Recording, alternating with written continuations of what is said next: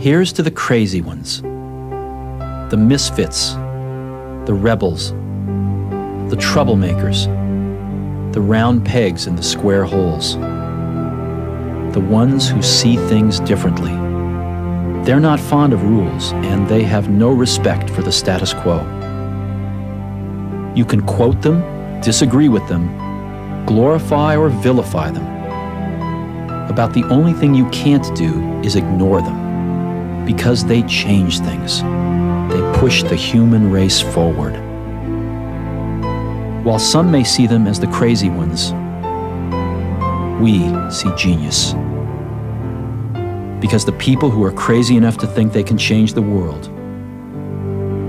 are the ones who do.